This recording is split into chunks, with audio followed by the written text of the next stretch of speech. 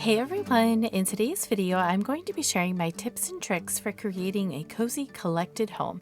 We will be chatting about practical tips, adding personal touches, how to blend the new with the old, and I have tons of styling inspiration. Let's go ahead and get started. I love putting together videos like this where you get an idea of what my home looks like as a whole as opposed to just one room at a time. It gives you more of a big picture when it comes to styling a home and how all the little pieces fit together.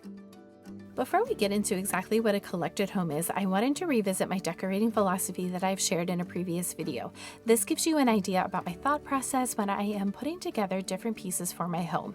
I think about pulling from all the different baskets that you see here, my big box store basket, my thrifting basket, and so on. I infuse a little of each into my home to give a balanced and curated look. Next, I wanted to chat about what exactly a collected home is, and you might spy a few of my patriotic decorations in the background. I filmed part of this video after Memorial Day, but a collected home is essentially what it sounds like, a collection of different pieces that go together but don't necessarily match. I talk about this often on my channel, and it really is at the core of creating a home that is collected. You want the items to complement each other and fit seamlessly together. Here is a basic overview of what I believe to be a collected home. I will talk more in depth about these as we go along in the video. I wanted to emphasize that a collected home is truly built over time. If a collected home is what you are looking for and what you want to curate, it may take a little bit of time. Uncovering those items that you have been looking for to complete different spaces in your home may not appear right away. You want your home to grow organically. Everything will come together in time. All of the pieces that I have in my home have a similar color palette, which is light, airy, and mostly neutral. Even if I am sourcing pieces that are new, I tend to look for pieces that still have a vintage feel to them, or I source pieces that I know that I can add character to with some simple changes. Blending the new with the old is one of the challenges that I find in my home. I think the key here is balance and also thinking outside the box a little bit. I do have some pieces in our living room, like our built-ins, that are new because sometimes I have to balance affordability with charm and character. Antique everything is not always in the budget.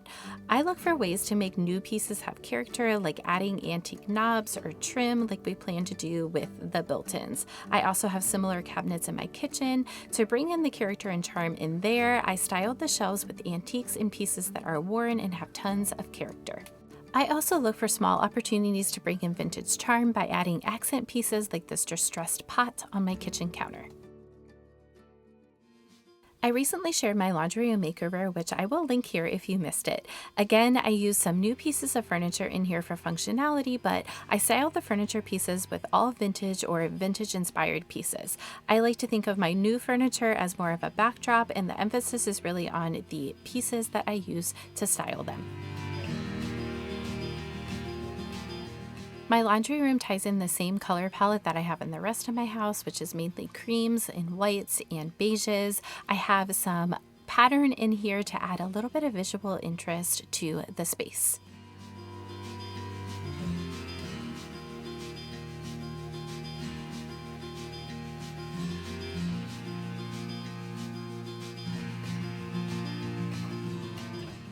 Here in my office, I have carried the same color palette in the rest of my house and infused it into this space as well. I have a few true antique pieces in here, but most of them were actually thrifted.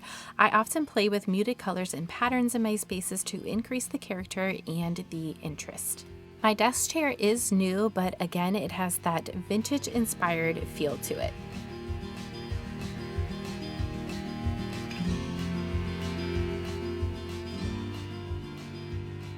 I have made some changes up here in our bedroom to help bring in more of that collected charm. This is another space that blends the old with the new.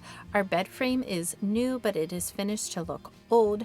I have two antique dressers in here that I'm pretty sure I've had since I was in my 20s. And again, the furniture in here blends with the color palette that is in the rest of the house, the white, light, and bright. My bed linens are new and neutral, with the exception of this beautiful handmade coverlet that I recently found.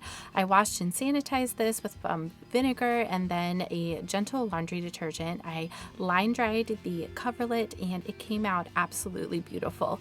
I love how this emphasizes the vintage look in here, paired with the new wallpaper accent wall in this subtle neutral floral pattern. Our bedroom is a perfect example of collecting over time. I haven't had any artwork above my bed since we moved in 6 years ago. I only recently thrifted the antique frame and added the bird prints to complete the simple grouping. I just want to touch on this briefly because I talk about it often on my channel, but incorporating family photos, pieces with a story, family heirlooms, and travel treasures are so important to making your home have personality. When people enter your home, they should be able to see your story and you should be able to enjoy all of the memories.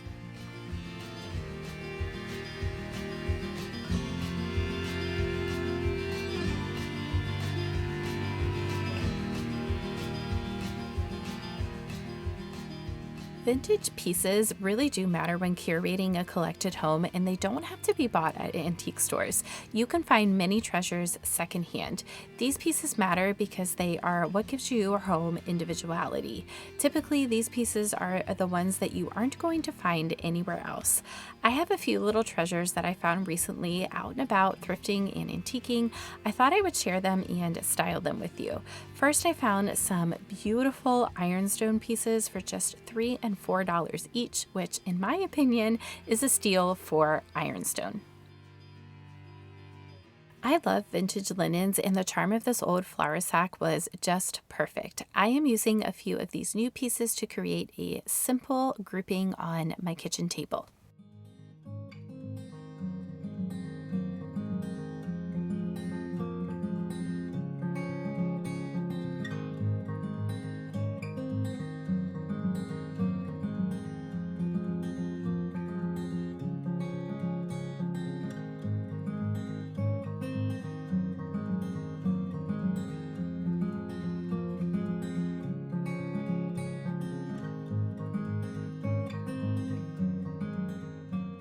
I am styling the ironstone plates on my thrifted dish rack on the antique dresser that I have in my kitchen.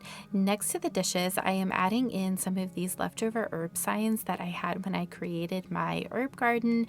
I'm just putting them in this little vintage pot inside my large glass cloche. I love this antique dresser in my kitchen, and although it's old and it's styled near the cabinets that are new in my kitchen, they blend because they are within the same color palette. I play up the character even more by styling the dresser with antique pieces like the ironstone dishes. To complete this little corner next to the antique dresser in my kitchen, I am just adding a big stack of vintage linens.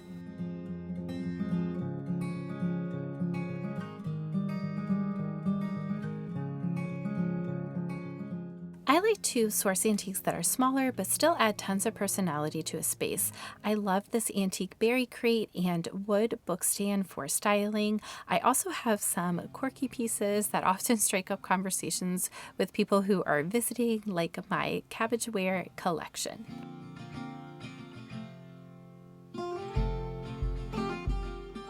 Most of my antiques are timeless, like my white pitchers, which I am always reaching for styling. I use them not just in my kitchen, but all over my home, and this time of year, I especially love them as a vessel for fresh flowers. The collected home is one that takes time and patience. It is a home full of character, personality, and stories. It requires a bit of a roadmap, but always allows for detours along the way. It's ever-changing and evolving, but it's always cozy and inviting. In this week's Cozy Chats, I wanted to share a new book that I am just absolutely loving. This book is called A Time to Plant, and if you are a garden lover, this book has some amazing photos. I could spend hours just flipping through the photos and dreaming about my garden. Let me know down in the comments some of the new books that you have been enjoying lately. I am always looking for new books to read. I thought I would leave you with this beautiful quote from the book.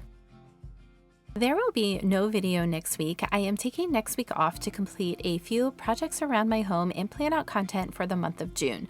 Hard to believe it's already going to be June. You could check out my Instagram. I am always sharing lots over there, or you could catch up on some of my other videos you may have missed recently. As always, I hope that you got some inspiration for your home from this video. If you love thrifting, easy DIY projects, and affordable decorating tips, I hope you will subscribe and join me here every Wednesday. Thank you all for being here, and I will see you in 2 weeks.